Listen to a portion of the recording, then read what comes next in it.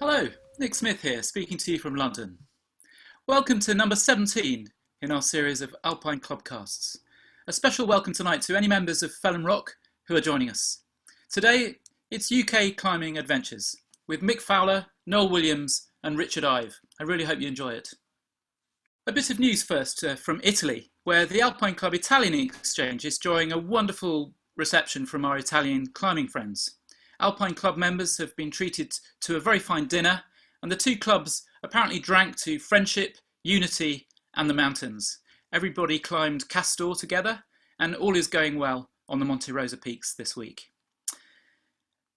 The Alpine Clubcasts have focused thus far mainly on the Alps and the Himalayas.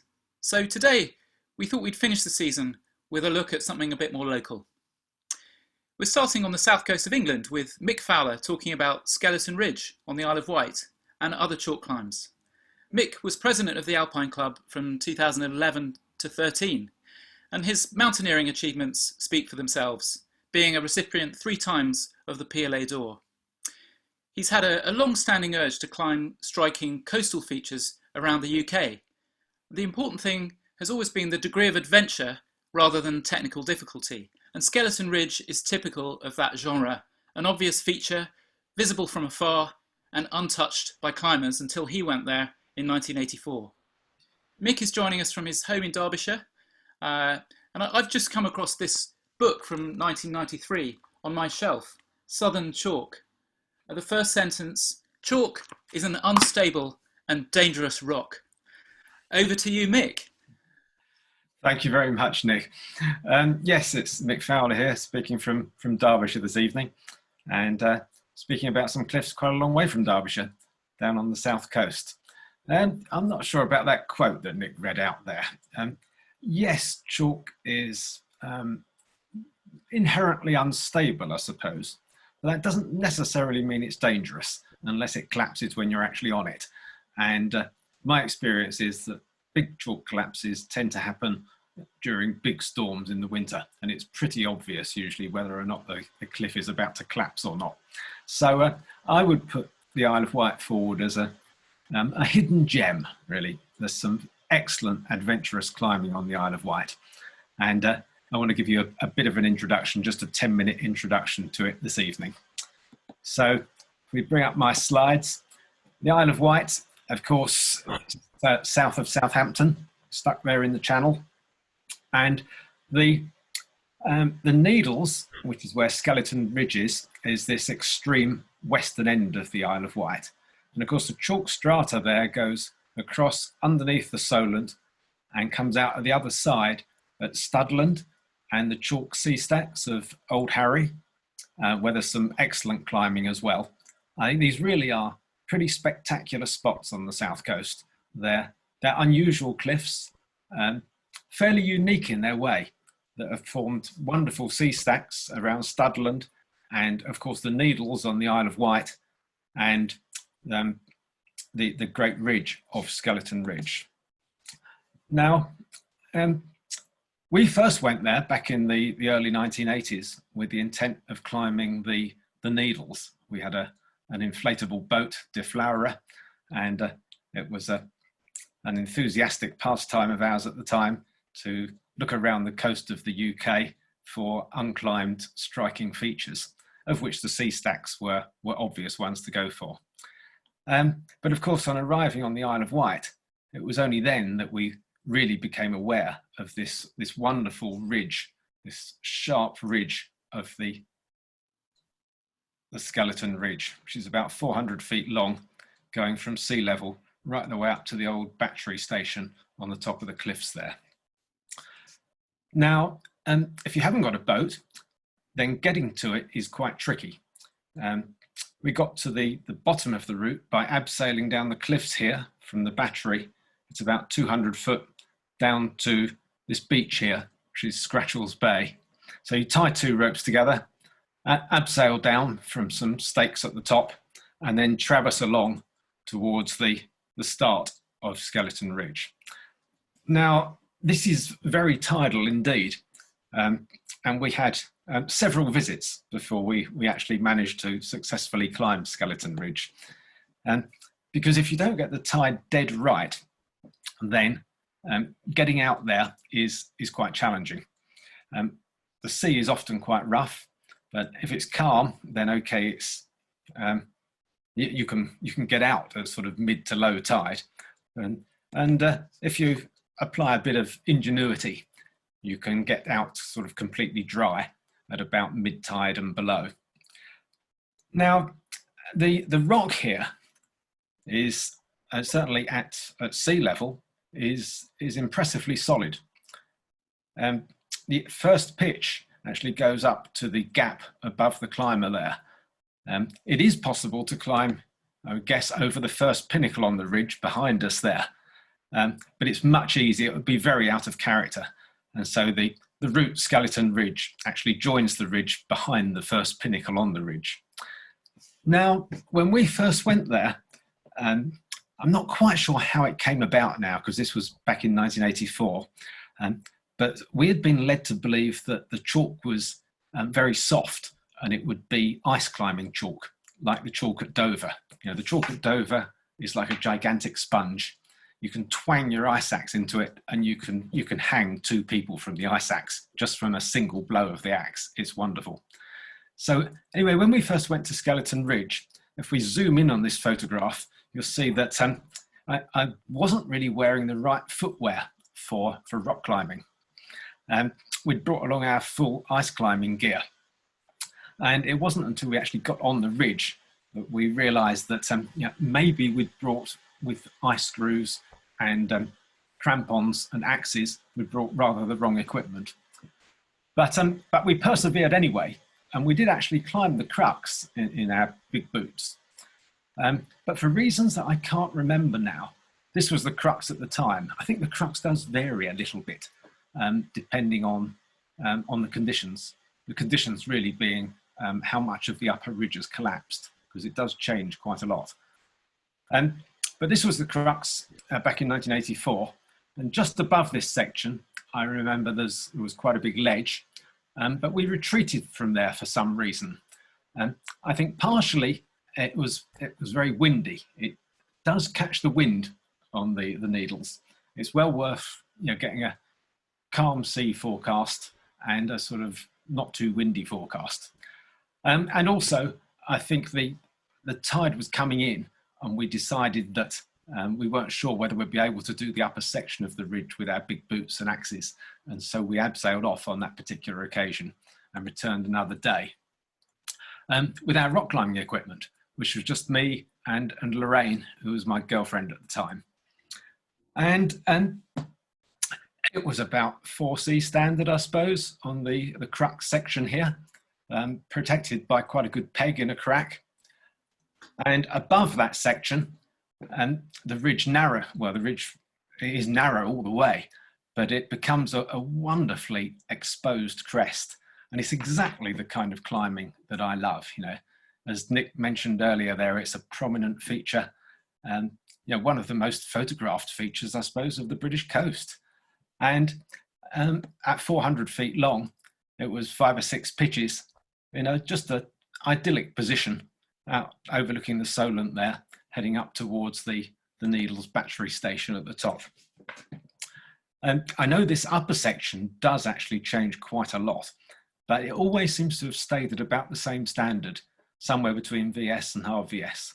And the fact that you do get significant rockfalls that change the ridge a lot really shouldn't put people off, because when you're actually climbing it, you don't tend to be climbing it in the middle of those horrendous winter storms. And I've never heard of any problems with loose rock or collapses or anything like that while actually climbing. Now, Skeleton Ridge, of course, is just one route on the Isle of Wight. It's probably the preeminent route. It's the most obvious line, but there are other very fine climbs here as well. Most of the other climbs are on this section over here, Sun Corner, as it's called. And I just want to show a couple of photographs just to give you an idea of those. But firstly, the Needles themselves, that was the original reason that we went out to the Isle of Wight to have a look around. The outer Needle is actually fairly hollow. It's been hollowed out by the lighthouse men and forms a cave to keep all of their supplies. The other two needles are about, we did routes that are about severe standard or so on them.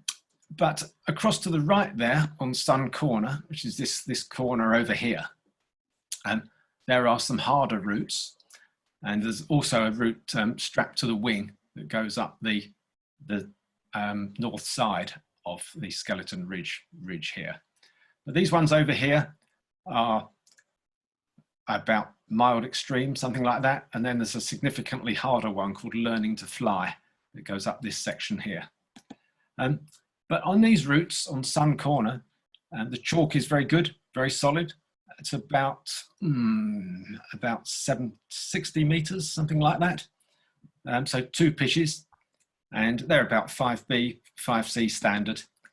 A lot of the climbs pulling on flints, but because there are cracks, you can get pretty good protection with friends and big nuts wedged in the cracks.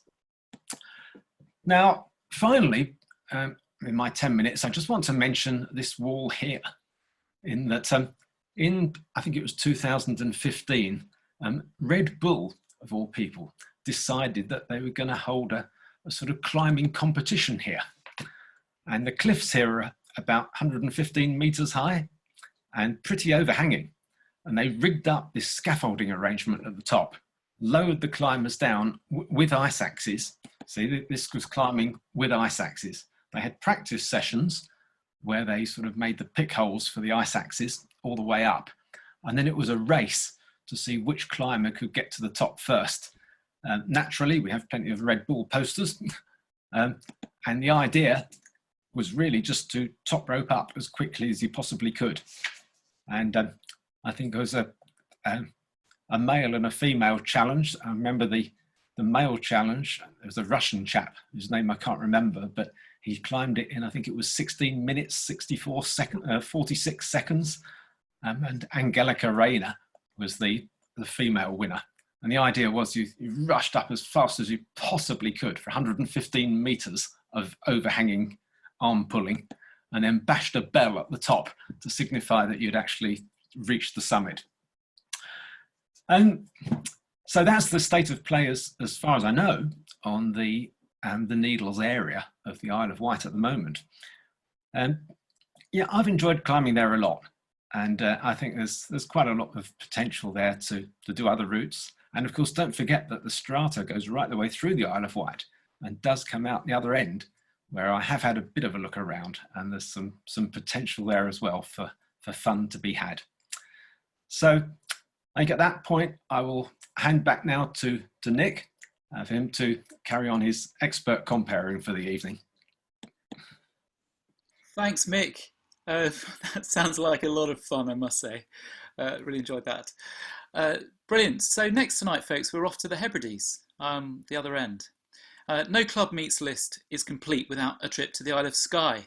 And I've made sure that the Alpine Club visits every year to enjoy the UK's most mountainous terrain. It boasts scrambling and rock climbing of all grades, and one of the most anticipated publications of recent years was that of Noel Williams's Skye Scrambles. This is a wonderful book. Noel is a retired chemistry teacher and computing teacher who grew up in England. He learned to climb in North Wales, but for the last 46 years, he's lived in Fort William, having initially been attracted to that area by the winter climbing. He has a particular interest in Skye and has helped develop some of the sea cliff climbing on the island. Over to you, Noel. Well, thanks very much, Nick. Good evening, everybody. Thanks for giving me the chance to say a few words about an island I love a great deal. I'm quite fortunate being based in Fort William that it's not too far to get to Skye, and I very often go there on day trips when I get a weather window to allow me to do something I haven't done before. I was flagged up as talking about a traverse of the Cuillin Ridge, but I'm not going to do that at all tonight. I'm actually going to talk about a history book that I'm assisting a guy called Stuart Pedler with. He's been amassing an amazing amount of information about the Cuillin over the last 20 years or so. He's transcribed every hotel logbook, every visitor's book, post office and so on, and found all sorts of amendments in the first ascents list on the island and so on. And the Scottish Mountaineering Press hope to publish his book on the history of mountaineering the Cuillin later on this year. Now, this is a picture of the Cuillin. Sorry, that first one was a picture of the Cuillin from the west. It's actually from MacLeod's Maidens. This is also from the west, but a bit closer to the range, and you can see the extent of it there. Amazing range. I think it's unique in the UK, probably the most impressive range in the British Isles. It's got over 20 peaks, 11 Munros, 18 corries surrounding it, all with their own unique character.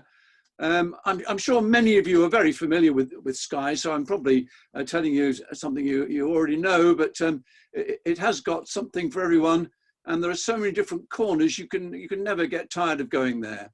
The secret is to find a decent day, because it can be appalling for weeks on end, and I keep a close eye on the forecast before I go there. This is the same range from the opposite side. This is from the east side, from Clackglass, and you can see there that the general height of the range stays quite high. You don't lose much height as you traverse from one end to the other, and you get some wonderful exposure in places. The rock is a fantastic material called gabbro, very rough, and although it is shattered in places on the crest, where it's good, it gives some of the best possible climbing you could wish for. This is a slightly closer view of the middle section of the ridge. The peak in the middle there is Bidin Drun Ra. The water in the foreground is just a tiny lochen on the crest of a side arm of the ridge, Drun Ra. And if you want an easy day to see a wonderful part of the range, I can strongly recommend traversing along that Drun Ra ridge. A little bit of a problem towards the end where there's a deep gap, and you can, if you wish, carry right onto the summit of that central peak. Now, the first character to make an ascent of a major peak in the Cuillin is this guy, James David Forbes. If you've been following the ClubCasts earlier this season, you'll have seen there was a talk, I think it was number 10, where Forbes was discussed in some detail. He spent a lot of time in the Alps exploring how glaciers flow and so on. In 1833, I think it was, at the astonishing age of 23, he was made Professor of Natural Philosophy in Edinburgh University. And at the age of 27, in his physical prime, he paid a visit to Skye.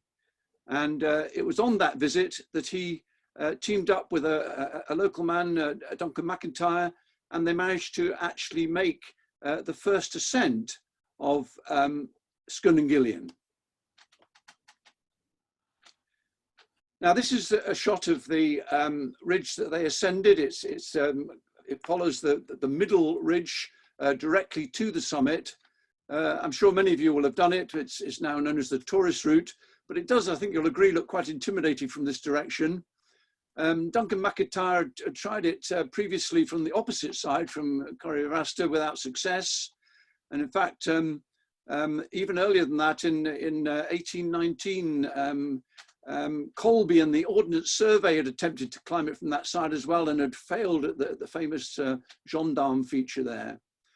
So when Forbes got to the top with McIntyre, he actually built a cairn and erected a flag, and was very, very pleased with his accomplishment. Now, Forbes actually had a great interest in geology, and this is a wonderful sketch that he made of the Cuillin Range. One of the problems in Forbes' day was that there wasn't a decent map showing the extent of the ridge and all the corries. And he created this sketch from memory, I think, which is reasonably accurate, not entirely accurate, but it gives you a very good idea of the layout of the range. And you'll notice there, marked in red, he's got conspicuous glacial markings. And it was very much against his will. He had to concede that this was strong evidence that the whole of the Cuillin range had actually been subject to glaciation. And in the bottom left there, he hasn't got the name of the corrie, he's just simply called it the bottomless corrie, which is nowadays called Corrie Grundner. It was there that he spotted a superb example of a terminal moraine. And in this view, you'll see on the moor, beyond the mouth of the corrie, the extent of the ice by that curving line of large boulders. So Forbes did a huge amount in the Cuillin. He didn't, unfortunately, get his name attached to any of the peaks, which many of the subsequent explorers did. And if we go on to the next character, a little bit later, I think it was, yes, 1865, this local skyman, Alexander Nicholson, started exploring the Cuillin. And he managed to get up Skirningillion by the same route that Forbes had done. But instead of going back down the same way, he actually went down the West Ridge and discovered what's now known as Nicholson's Chimney. He had lots of adventures in the Cuillin, which he wrote about in a magazine called Good Words. And he was the one that was the first to ascend the highest peak on the island, which is now in fact named after him as Sgurr Alistair.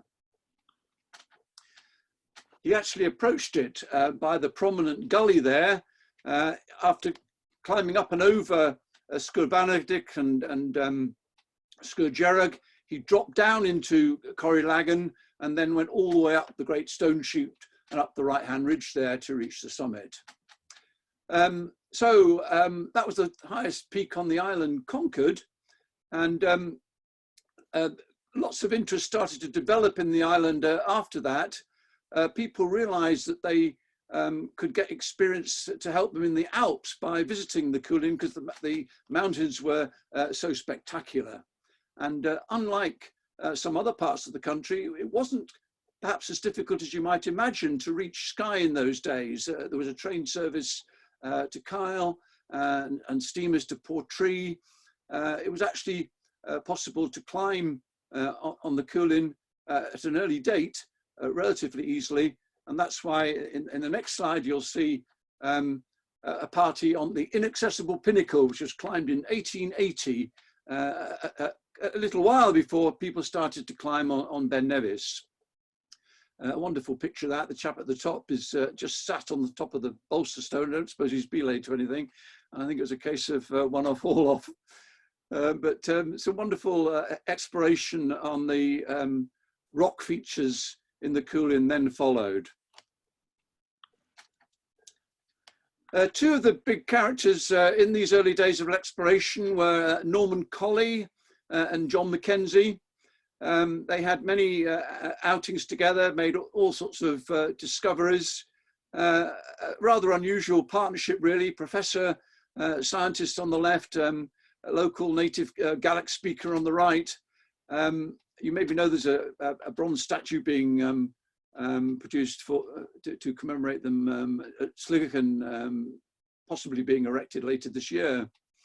But they have all sorts of roots to their credit. And they certainly had a big impression on the development of climbing on Skye. So much so, in fact, that they have, in fact, got peaks named after them. The figure at the bottom there is actually a young John Mckenzie, and the peak at the top there is the peak that's named after him, Sgurr Vicoinig. And he was the character they immediately thought of on the ascent of this peak, because at that time it was unnamed when the first ascent was made. Norman Colley also had a peak named after him, not quite so impressive perhaps as the one that John Mckenzie had his name to, but the very central feature there, the triangular peak in the centre, slightly farther away, is named after Colley, Scorthormaid, and Sgurr Bandic on the left there, and Sgurr Agrita on the right.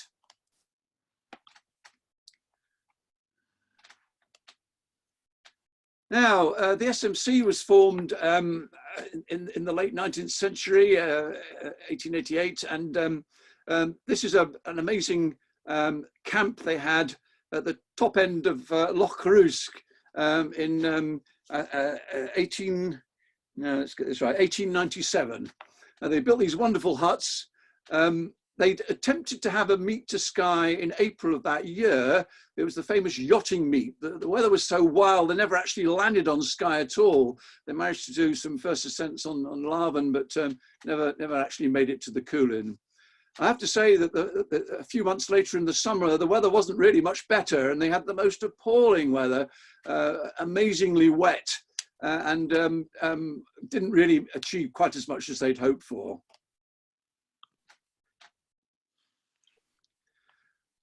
This is a group of SMC members taken at the Easter meet.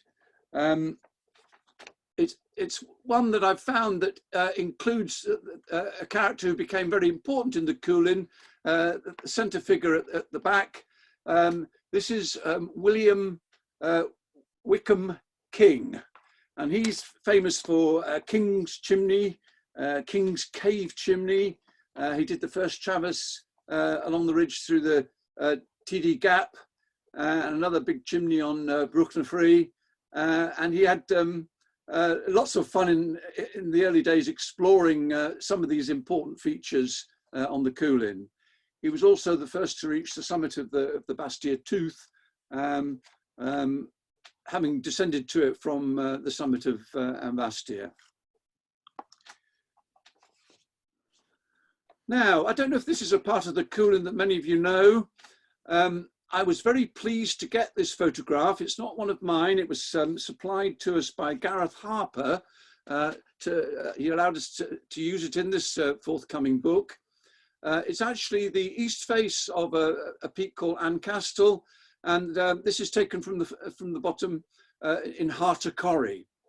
I wanted this picture in particular because it exactly mimics the conditions under which it was first climbed. It was first climbed in 1905 by the famous Harold Rayburn, and it was an astonishing day out.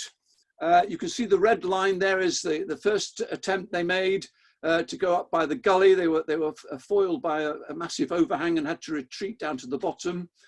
It was a party of 4 people, Slingsby, Solly and Ullin, you can see there. There was a massive storm blowing across the mountain. Apparently there's a gale all the time from the northwest that day, but they're relatively sheltered where they were. And there's one famous pitch where they had to take the hobnailers off because it was so smooth. And Harold had a pair of pleasure shoe with him, which allowed him to get up a very steep, slabby pitch. And after that rock pitch, it was the exact transformation we see in this photograph. The top part of the mountain was plastered in snow and had all sorts of fun getting up chimneys and so on there. And eventually, if you've been along that bit of the ridge, you'll know it's quite an awkward descent to the gap on the right there. And they managed to get it across to Lotacorry. I think they started at 8 AM in the morning from the Sligan Hotel. But they actually spent the evening through in Camisoonery. And for a party of 4 to do that kind of expedition, a completely unknown face in those conditions is really remarkable. This is a picture taken at the Silicon Inn in September 1911. And the reason I've chosen it is because it shows on the left there 2 characters who have their name indelibly stamped in Cuillin history because they made the first continuous traverse of the Cuillin Ridge. This is Shadbolt and McLaren. And they didn't know the entire ridge. They'd done various climbs in the Cuillin. They were certainly familiar with various corries in the Cuillin, but they hadn't actually explored or prepared to do the ridge. They just started at one end and finished at the other. And they took a little over 12 hours to do the traverse from south to north, from first peak to last. And I think a lot of people are fairly happy to repeat that, the ridge in their time, all this time later. Now, I just thought I'd show you a very popular outing in the Cuillin. I'm sure many of you have done this, and I make no apology for showing you one or two pictures of it. It's one of the most fabulous easy routes in the country, the Dew Slabs. The loch in the foreground there is Loch Rusk, and it's just the most wonderful sweep of magnificent rock at a pleasant angle. I did it in April last year. I walked in from Slugan the night before and bivvied out on the ridge of Drunnan.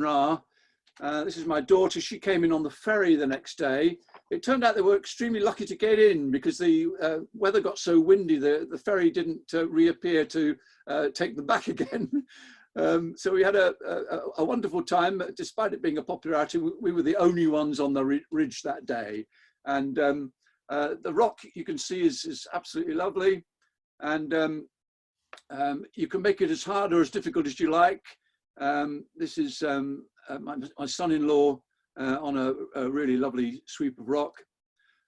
This is looking eastwards towards Blaven in the distance there. I haven't included it, but we actually had an eagle fly over us that day as well.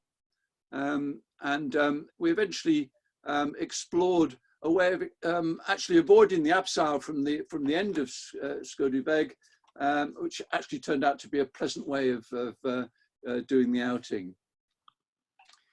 So this is on the top. We managed to race down the corrie. I think we eventually reached the Bothic Camasunri because the ferry wasn't going. We had to walk out to Elgol the next day. But if you haven't done it, you should put it on your bucket list. One of the best outings in the country.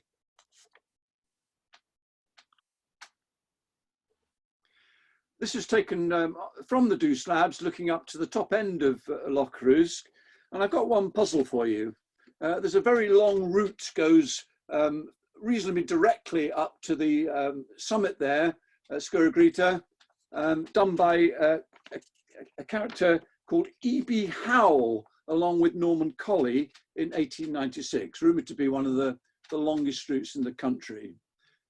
Stuart has been trying for many a year to find out more information about E.B. Howell. We don't know his full first name, just his initials. He did that wonderful route with Colley, and we never heard of him again. And we don't know what his background was or where he came from at all. All we know is that he was a friend of Norman Colley's. And it's on that same side of Skurrigrita, at the bottom, slightly right of centre, you'll see a crag that became quite famous just in 2007. And that's in fact where there's a magnificent route called Skye Wall, graded E78, done by Dave Burkett. So it doesn't look much when you see it against the great sweep of the rest of the mountain there, but it's 300 foot high and extremely impressive. I'm rushing over all this, but possibly one of the most impressive feats in recent times was the amazing race along the whole Cuillin range by Finlay Wild in 2013. Done in October, a slightly unusual time of year, when it's not too hot.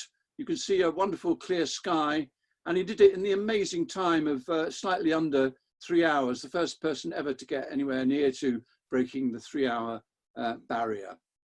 I think that's a phenomenal feat. I don't expect it to be beaten in my lifetime, although you always get egg in your face when you say something like that. But it is a really impressive feat, that. And just to finish off, fantastic climbing in winter in the Cuillin as well. There's lots of winter climbing been done in the last sort of 20 years, almost a renaissance in winter climbing there.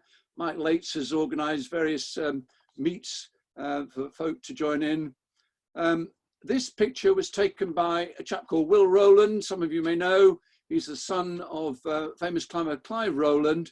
And in March this year, he did a full traverse of the whole Cuillin range by himself in perfect winter conditions. He then spent the night at Camasunary and finished off the next day by traversing over Blavan, Clackglass, and the whole of the Red Cuillin to finish back at Slurken with Glarmeg. A very fine effort indeed. And in the foreground of this shot here now, you can see another peak that was named after a climber, Scorchelek, after Charles Pilkington. So I hope to tell you about the publication of this book, all about the full comprehensive history of climbing in the Cuillin towards the end of this year. And Stuart Pedler and I will be beavering away to try and get it out for Christmas, I hope. Thanks very much, Nick. Thank you, Noel. Really enjoyed that. Brilliant. So, folks, finally, we're joined tonight by Richard Ive. 4 days, 3 old men, 2 young ones, and 1 new route. Richard is going to talk about an impromptu assault on the Old Man of Hoy, Ambuckle, and the Old Man of Storr in September 2016. That was the year Richard joined the Alpine Club, and I'm very happy to say I supported his application to join the club. I'd like to thank him for his constant encouragement and advice to me on Alpine Club climbing matters. Thank you, Richard. Like myself, he's also a member of Felham Rock, and whilst not climbing, he's training to be a barrister in London. Richard's joining us from the Thames Valley in Berkshire. It's great to have you with us again. And I gather you're also very keen on the chalk, Richard, aren't you? Thanks very much for that introduction, Nick. As Nick said, I'm Richard Ive. It's a great pleasure and indeed a privilege to be speaking alongside both Mick and Noel. And ascent of Mick's Skeleton Ridge in May 2016 helped cement my love of adventurous climbing by the sea. It was after that Scottish sea stacks came firmly onto my radar. In a similar vein, Noel's guidebook to Skye's Scrambles has been the source of inspiration for many wonderfully happy days spent scampering on the Black Cuillin. So, as Nick said, I climbed the Old Man of Hoy, Ambuckle, and the Old Man of Storr, the so-called Big 3 sea stacks, with my good friend Rob Moorcroft. At this point, I should start by thanking Rob for kindly letting me use some of his photos, and of course for the part that he played in our Scottish climbing extravaganza. So this is the story of 4 days, 3 old men, 2 young ones, and 1 accidental new route. I'll start with the Old Man of Hoy, clamber onto Ambuckle, and then we'll finish by tackling the Old Man of Storr. So I want to start by showing you a short film clip by Alistair Lee. This is a documentary, Climbing Blind, that was only released last year and follows Jesse Dufton, a visually impaired man, as he climbs the Old Man of Hoy. Jesse's feat was astounding, and watching the footage, I was lost in admiration. The short clip that I'm about to show you beautifully sets the scene.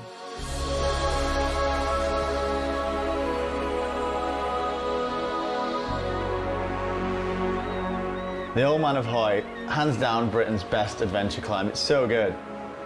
140 metre tall, tottering pile of chalk. God knows how it's still standing. It's always windy and atmospheric up there. The sea's crashing around the bottom. It's at the very edge of the British Isles. You've got to take 2 ferries to get to it. The rock is really sandy. You can scratch into the sandstone. It's covered in fulmars, giant seagulls that vom on you. It's just got all the makings of the perfect adventure climb. Of course, that was the voice of Leo Holding. Hopefully that wonderful bit of video gives you some sense of what is to come. After listening to this talk, I would highly recommend watching Alistair Lee's documentary. It's available on BBC iPlayer, and it's a brilliant and inspiring tale of Jesse's adventure. The Old Man of Hoy was first climbed in 1966 over the course of 3 days by Chris Bonington, Rusty Bailey and Tom Patey. This map shows the Orkney Islands. To reach the Old Man of Hoy, you have to take 2 ferries. On the first ferry, you pass the Old Man on the way to Stromness. Here is a photo of Nick Smith, showing the view of the Old Man from the ferry. As we were passing the Old Man, we promised a woman working on the ferry that we would wave to her from the top. Here is a photo on the ferry with the Old Man in the background, and as you can see, the conditions were somewhat stormier than on Nick Smith's trip. Behind Rob and me, the cliffs of Hoy are visible. The weather was somewhat threatening. The second ferry takes you from Orkney to Hoy itself.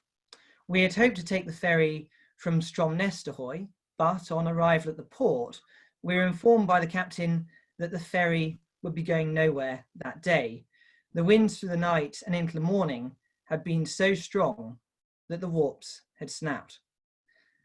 The rest of the journey onwards from a different port to the bothy was a succession of setbacks and adventures, too numerous to detail here, but at last we were there. Before leaving the bothy, we had just enough time to read the warning sign. This was a sobering welcome. A coastal path takes you to the Old Man, and suddenly, as shown by Nick Smith's photo, the Old Man, in all his glory, comes into view. Here is a photo of me examining our route. As you can see, the cliffs opposite the Old Man are steep, high, and intimidatingly precipitous. This is the view that awaited us.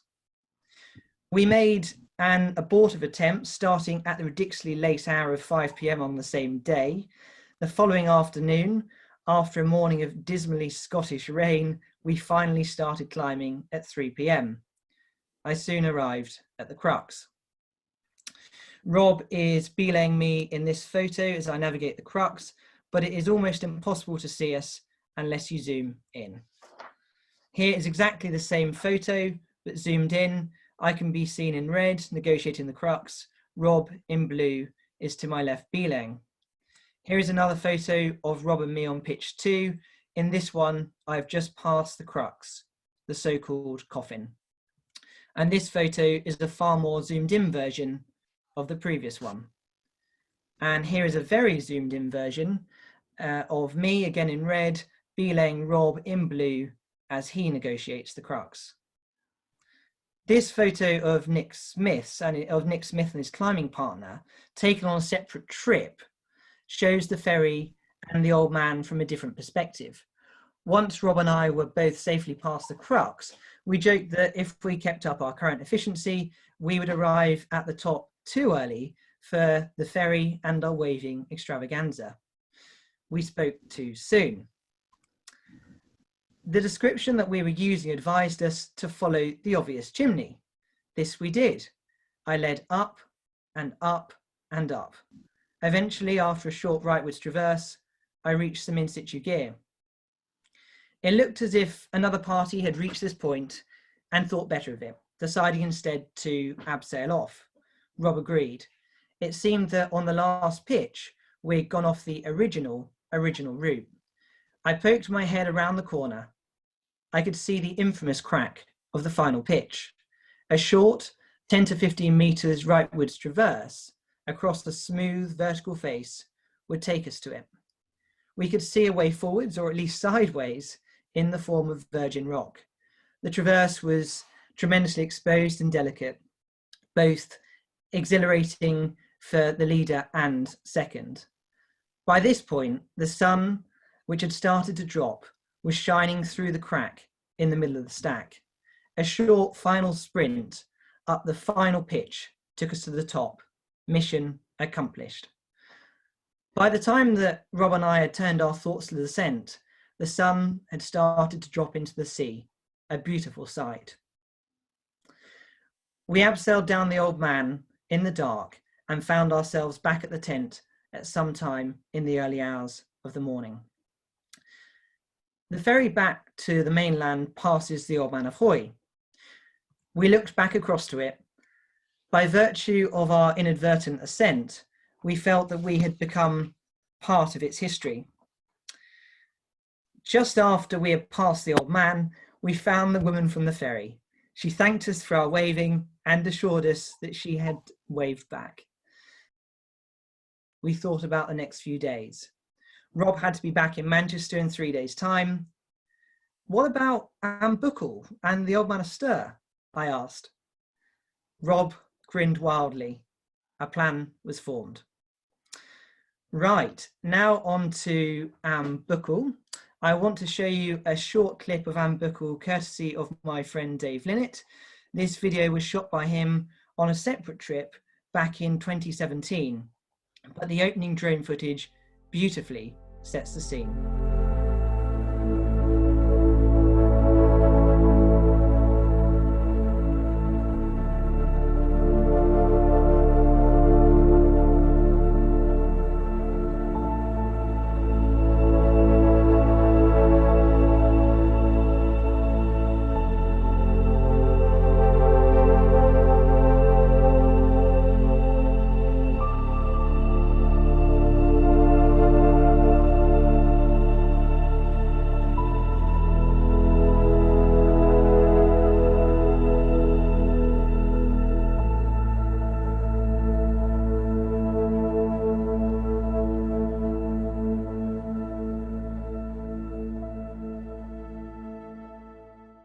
Hopefully that wonderful bit of footage gives you some sense of what is to come.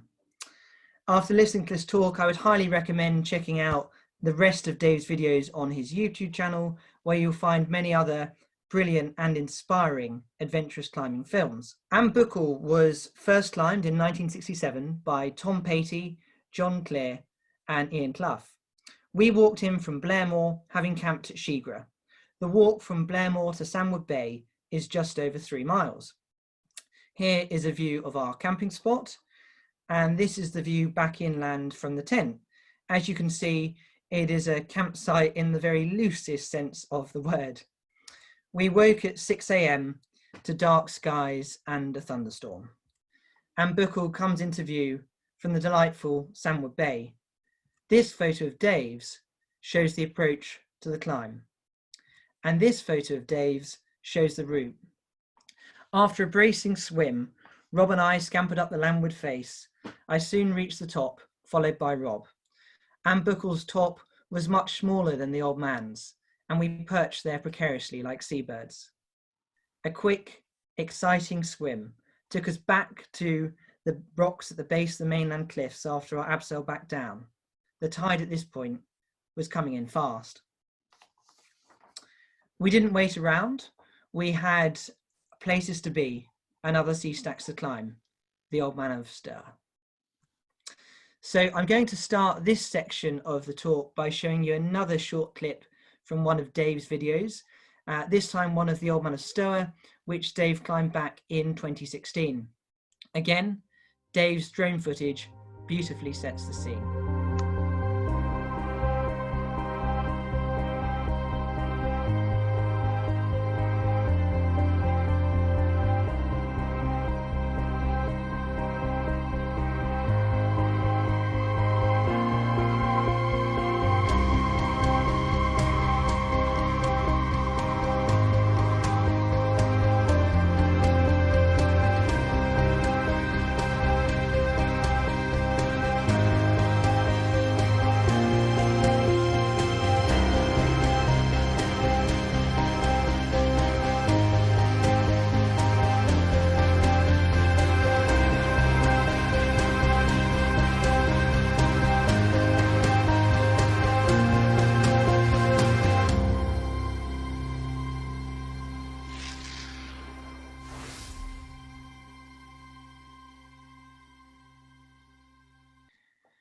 Now, the Old Man of Ster was first climbed in 1966 by Bryant Robertson, Brian Henderson, Paul Nunn, and, you guessed it, Tom Patey.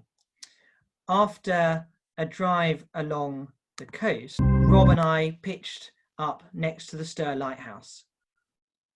The following morning, a short walk along the cliff top took us to the viewing point for the Old Man of Ster. As Dave's photo shows, it's an impressive and inspiring sight. Rob and I stopped for a minute to capture the moment. We abseiled down to the base of the cliff and made our way to the ropes that mark the start of the Tyrolean Traverse. This photo of Dave's shows a close-up view of the Old Man of Ster.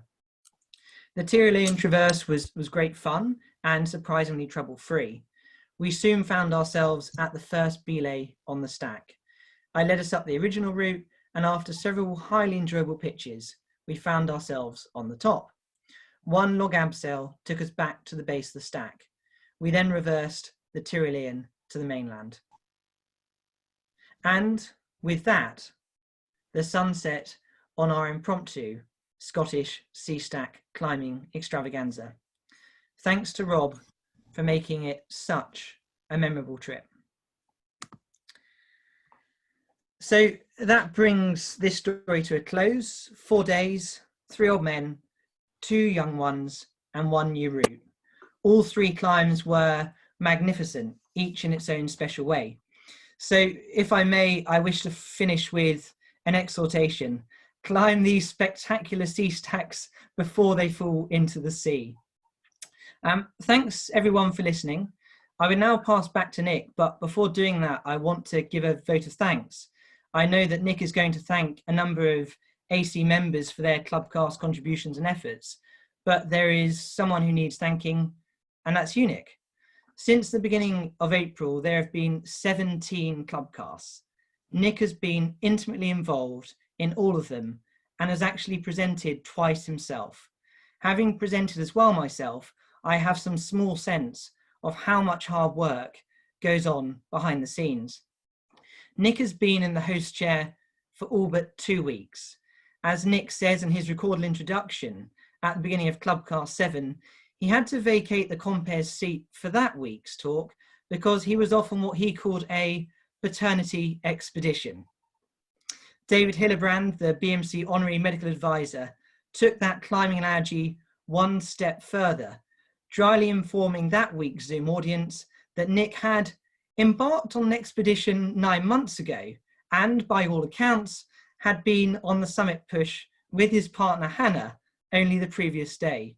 So from me and all of us in the AC and Felon Rock, congratulations, Nick and Hannah. When you learn that since ClubCast 7, Nick has been helping Hannah to look after a newborn baby, you can see that he's a pretty special character. So Nick, on behalf of the AC, thank you for your exemplary dedication. So, for the last time till after the summer break, back to you, Nick. Thank you, Richard. That's really, thank you. And thank you for the thank you. It's been a great pleasure, I must say. And thanks for your talk. So, folks, if you have a question, now's your moment. Perhaps I'll kick off with a question for Mick, actually.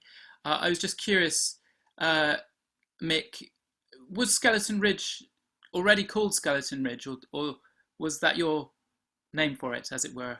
No, it wasn't called Skeleton Ridge. It didn't have a name, as far as I'm aware, and I think we sort of envisaged a likeness there to the spine of some sort of prehistoric animal, sort of very white bones which kept moving around all over the place.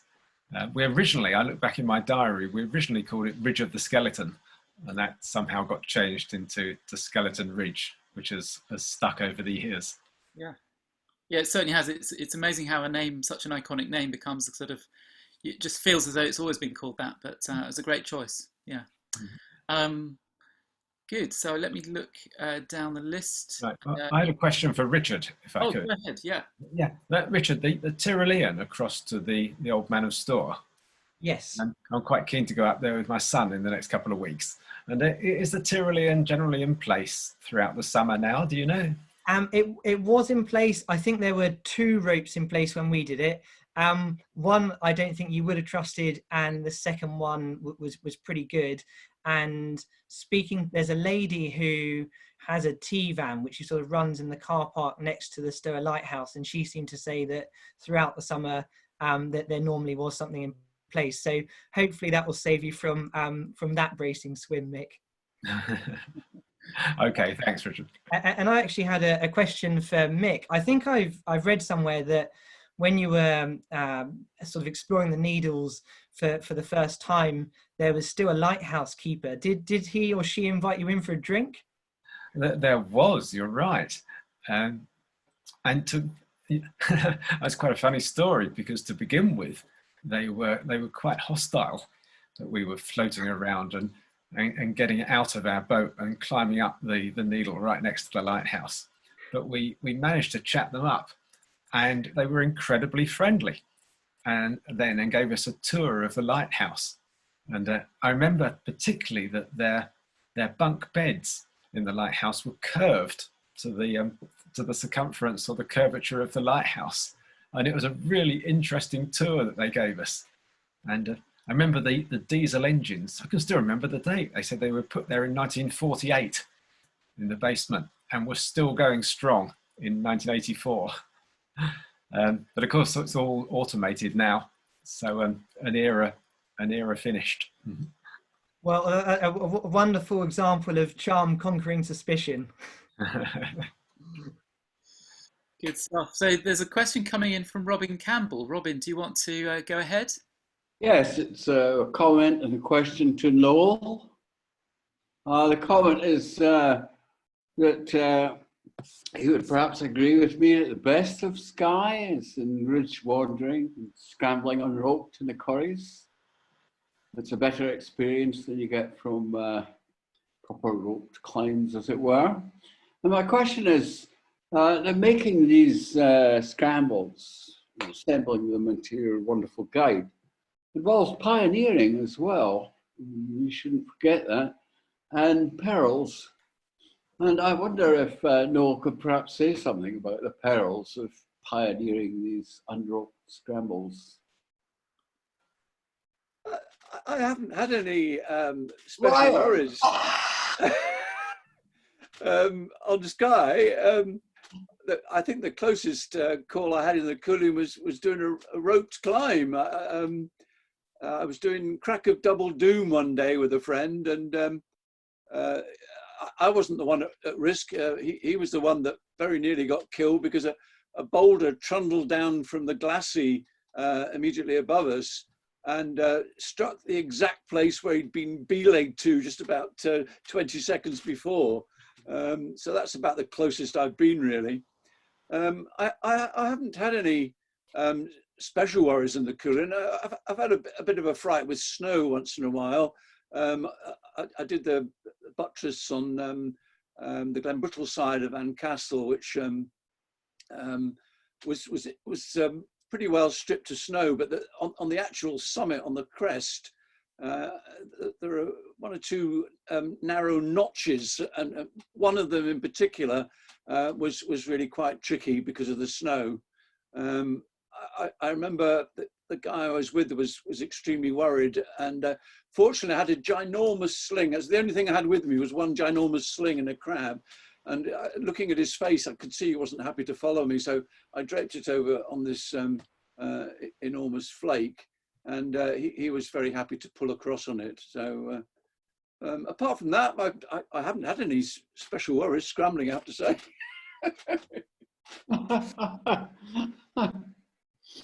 Good stuff. Thank you, Robin. Good stuff. So thanks, Robin. Brilliant. Actually, I've got a question for Richard. Mm-hmm. On the Old Man, actually. I've climbed that myself, as you pointed out. Did you think of a name for your did you call it unexpected variation or something? Your new yeah, we did come up with a name, and the late Andy Nisbet vetoed the first one, so we came up with a more factual second one, which was just east face chimney variation. So it should be pretty clear that you go up the chimney and not the other bit. However, writing this talk, it occurred to me that a far better name perhaps would have been We Spoke Too Soon. Yeah, that's better. That's slightly more romantic, perhaps, than your first suggestion.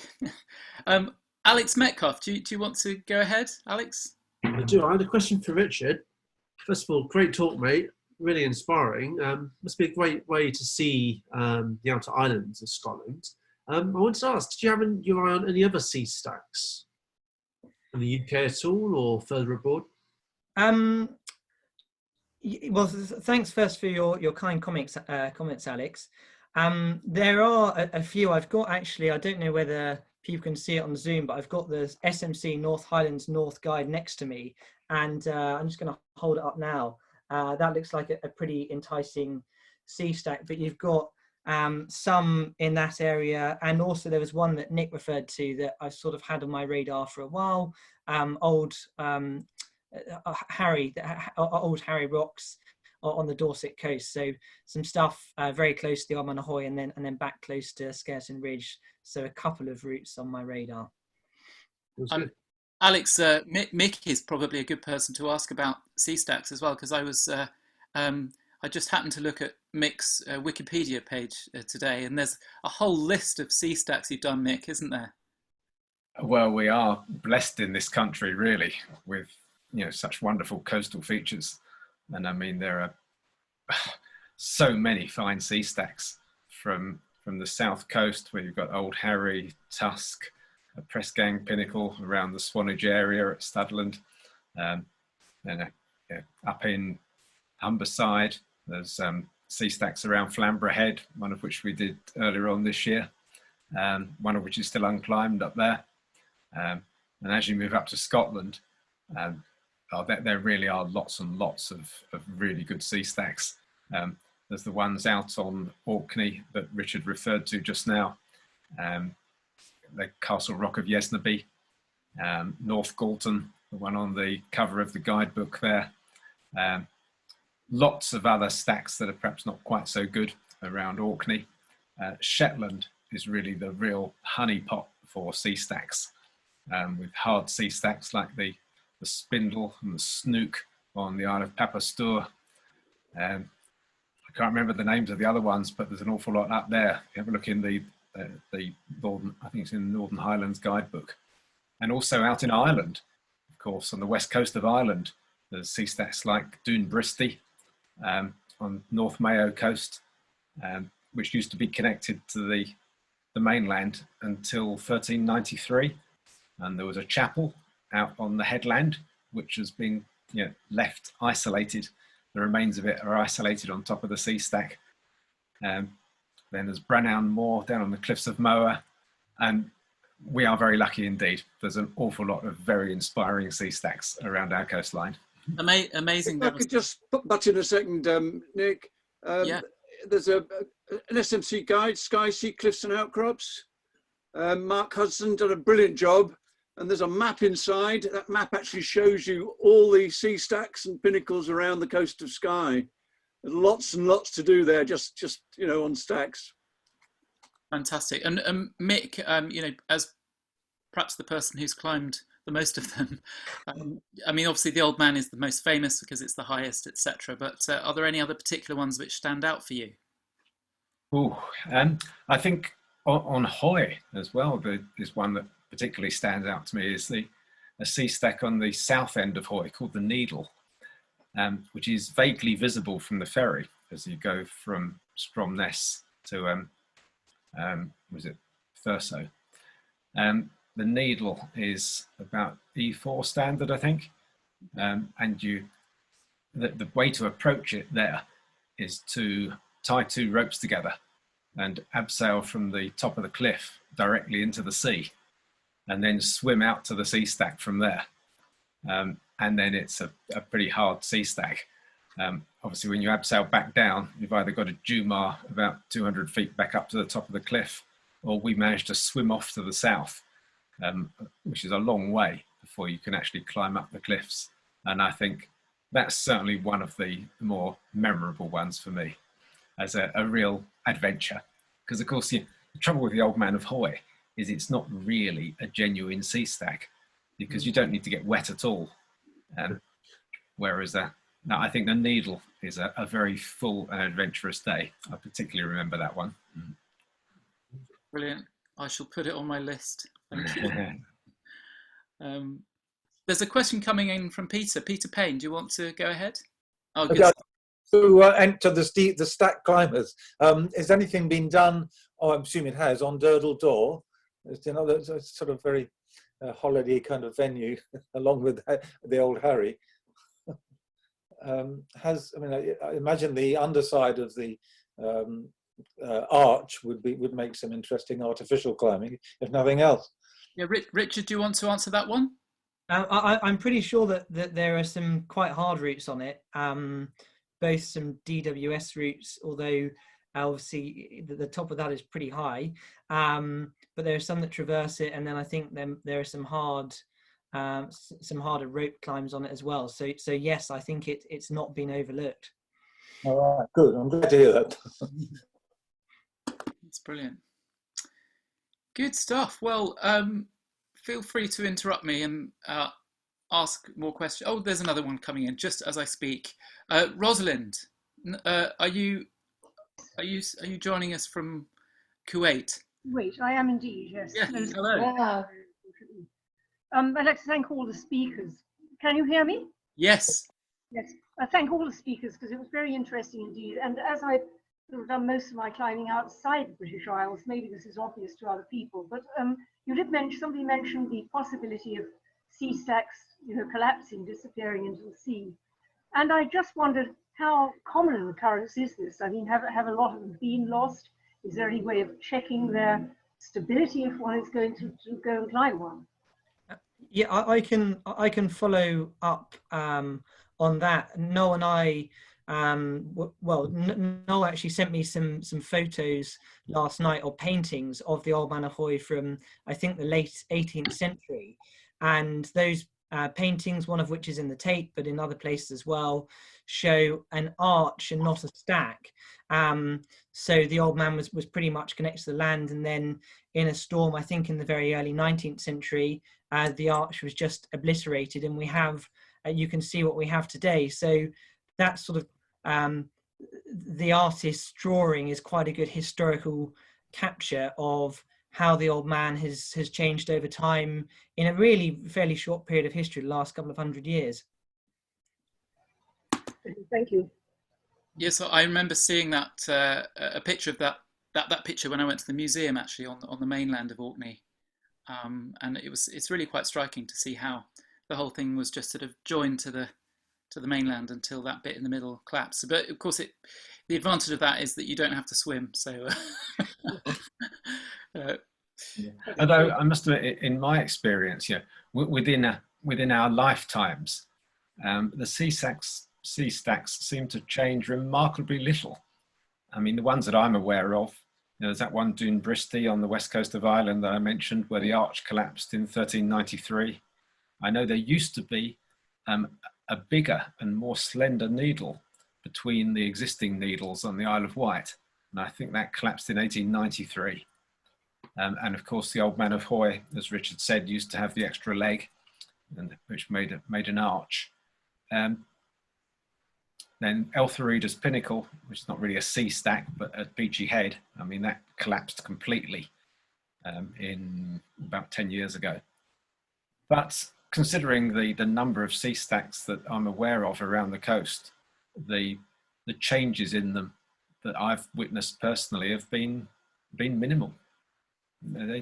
You would expect them to collapse more, especially when you think of things like the Old Man of Hoy. I'm sure Richard had confirmed the top part, the top 100 feet of the Old Man of Hoy is just two parallel pillars just standing there.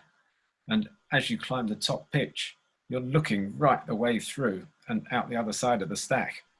And it amazes me that it doesn't fall down during those real heavy winter storms. But so far, so good. Yeah. Well, thank you. That's interesting. Yes, they certainly look precarious, but they're safer than they look. Of course, it would be useful if some of the arches did fall down and we could have some new sea stacks.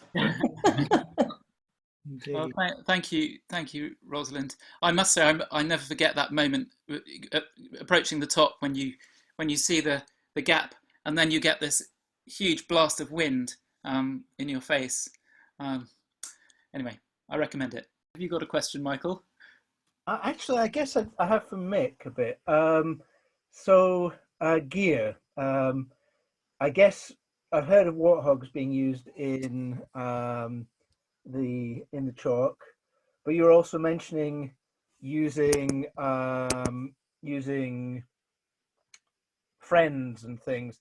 How much do you believe you can trust them? How often have you tested them? Do the cams pull through the chalk? I'm pleased to say that I've never tested them. I have seen somebody test a warthog ice screw on the cliffs at Dover, and he fell about 60 feet onto it. So I think that the chalk at Dover is, I mentioned in my presentation, it's like a huge sponge. And if you bang an ice screw right the way into it, up to the hilt, they really do seem very secure indeed. With regard to the cams in chalk, big nuts are the most secure, I would feel. But certainly a well-placed cam in a good parallel-sided crack, yeah, I would expect it to be pretty secure. And, it's only the sort of surface flakes, if you like, which really are unstable. If you've got a crack that goes right the way into the bedrock, then I've always felt that you can get some pretty secure protection in it. But I've not tested it. Well, I've heard bad things on some kinds of limestone for cams, so well, on limestone, where it's particularly if it's polished and very parallel-sided, then yes, the cams sometimes don't tend to grip as well as you would like. But with the chalk, they do actually dig into the chalk a little bit. And I think that very softness means that the cams can actually spread outwards and do what you would want them to do. But of course, the chalk is not so soft that the cam would spread out completely. A very small cam would. The larger sizes, I feel, are pretty secure. Good stuff. Thanks, Michael. There's one more question from William. I think this will be the last. William Newsom, go ahead. Thank you very much to everybody it's been an absolutely riveting set of talks. There have been 3 references to the legendary Tom Patey, who was a real hero of his time and obviously a pioneer. And I wonder whether any of the 3 speakers would like to add a few further words in praise and in memory of his life. Yes, I'd add a few words to very much second what an influential character he has been on the Scottish climbing scene and on the climbing scene in general. I mean, he did the first ascent of all 3 of the sea stacks, which Richard mentioned, not to mention a tremendous amount of exploratory climbing in Scotland, climbing such odd obscure routes as the Crab Crawl on Craigmeggy, and also of course went on to make the first ascent of Rakaposhi in the Karakoram Himalaya, but very, very much an adventurer.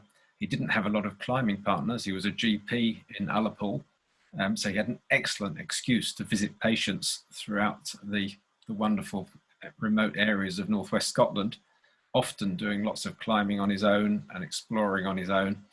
And yeah, he's left a very deep mark on the Scottish climbing scene and also the world climbing scene. A very fine chap indeed.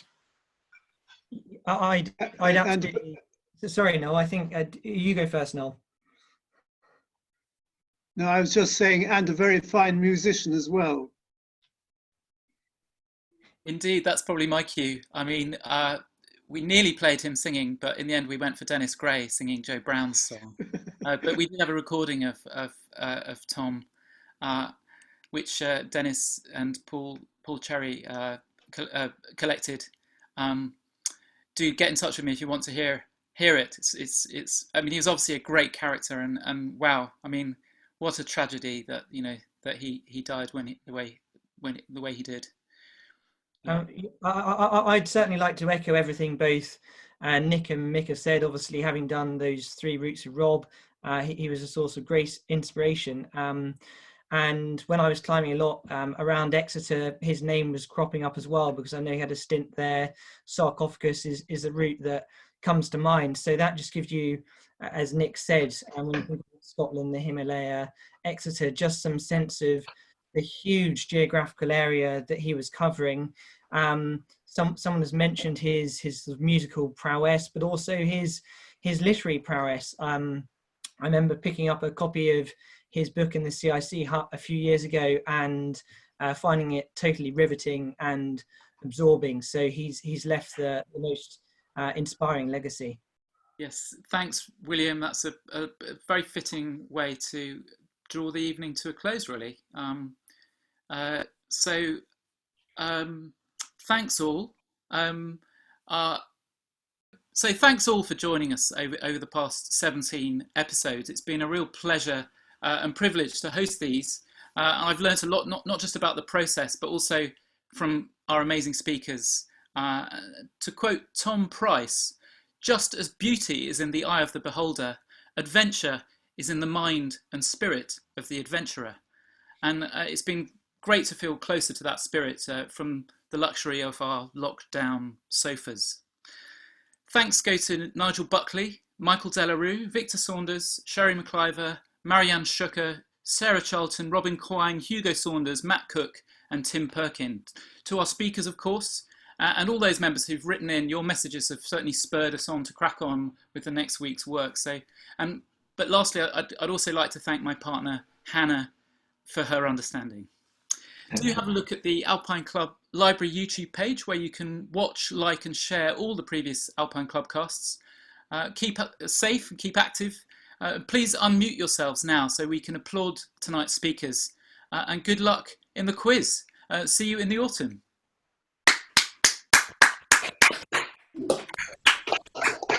Right,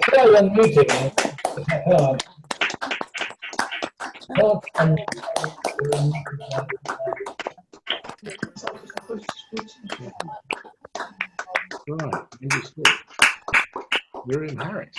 Miriam. Hello, Nick. Very good. Ron.